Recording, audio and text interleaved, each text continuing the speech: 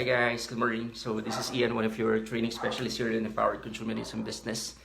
Kamusta kayo mga ka-easy buddies? So kakatapos lang ng meeting namin with Doc and BOD and BPs. So of course, we're brainstorming na kung ano pa yung pwede natin gawin sa easy community natin para mas maging prosperous pa yung taon natin. And for us to go through with this pandemic in such a way na nag-innovate tayo. Kasi for me, if you're going to ask me, this pandemic that we're experiencing right now, it's actually not a recession for every business. It's a call for innovation.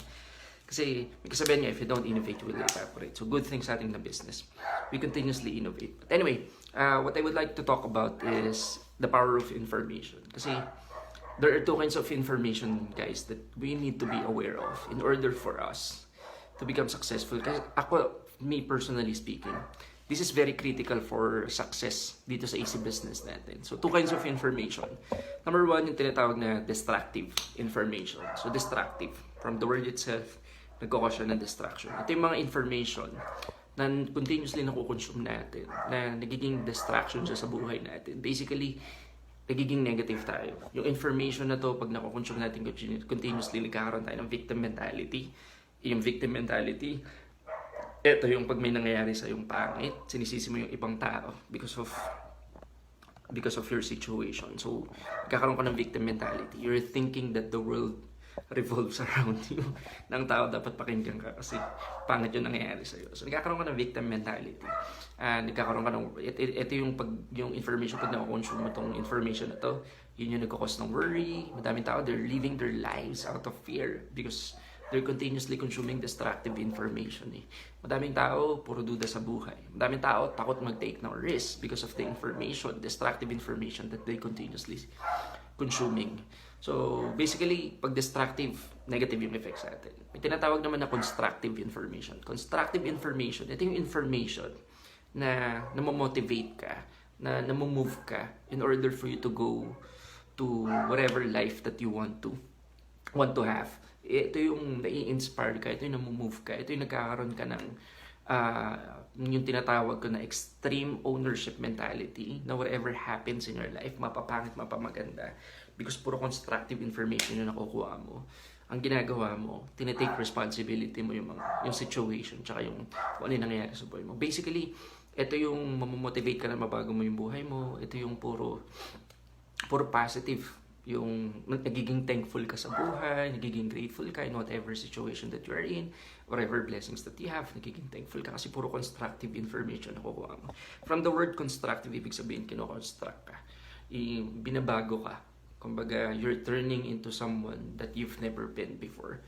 So, I want you to be aware of what kind of information you are consuming, guys, or what kind of information you are putting in your mind. Because for me, as I've mentioned, this is very critical for success. Kasi madaming taong thinking nila, pag binago nila yung ginagawa nila, mababago nila yung buhay nila. So same goes sa atin, madaming taong thinking nila, pag sumali sila sa easy community natin, automatic mababago na nila yung buhay nila. So me personally, it's a hoax. Hindi yun totoo. Siguro half-truth. Pero me personally, 100% di ako naniniwala doon. Pag binago mo yung ginagawa mo, babago mo yung buhay mo. Kasi kahit baguhin mo yung ginagawa mo, kasi yung action natin or yung behavior natin, it's just a byproduct of information that we're getting. Diba? So let's say, bigyan ko ng example. Pag yung information continuously nakukonsume natin, that creates our belief system. Yung belief system na yun, yung belief na yun, that will drives our behavior.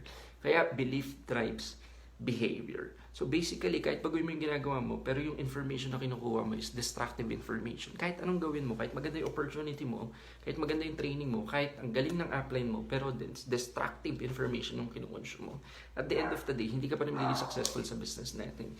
So it boils down into one thing, which is information. You have to be aware of what kind of information you are putting in your mind. And again, this is very critical for success. Kasi yung mind natin, itong utak natin, wala tong kakayahan, very neutral to. Wala tong kakayahan na kontrolin kung ano yung pumapasok sa utak mo. Bahala ka sa buhay mo kung kahit hindi ka aware. Me, you yourself, we ourselves, kahit hindi tayo aware kung ano yung klase ng information na pinapasok natin sa utak natin, basta pumasok siya, kapag constructive, di maganda yung reflection sa buhay natin. Pero pag pangit, pag destructive information, of course, negative din yung magiging effect sa buhay natin. So, ito napaka-neutral siya. Yung brain natin, wala siyang kakayahan para i-filter kung ano yung positive tsaka kung ano yung negative. And it is our responsibility na maging aware kung ano yung information na kinukonsume natin araw-araw. Especially in the midst of crisis that we're experiencing right now. Most of the information that we are consuming right now, kapag mahilig ka manood ng TV, if you're always listening to negative news, if you're always listening to fake news, and all sorts of things na sobrang destructive, sobrang hindi nakakatulong sa'yo, nangyayari, napaparalyze kayo. Wala ka nang gagawa sa negosyo mo. You let this pandemic or this crisis that we are in right now consume you in such a way na ang nangyayari is napaparalyze ka na, wala ka nang ginagawa. Kasi destructive siya. Diba? So, destructive information, napaparalyze ka. Pero kung constructive information yung nakukonsume mo, even if you're in the midst of crisis, it still motivates you to move. It will still inspire you to do something for you to become successful in your business. Diba? So, sabi nga ni Grant Cardone, success is our responsibility. And me personally, 100% niniwala ko dun. Success is our responsibility. Your success is your responsibility and no one else. Hindi yan responsibilidad ng upline mo, hindi yan responsibilidad ng downline mo, hindi yan responsibilidad ng opportunity that we have right now, hindi yan responsibilidad ng kung sino man. Responsibilidad natin yan eh. And the first thing that we need to do in order for us to have the success that we really want to have in our business is to be aware of what kind of information we are putting in our mind. Diba?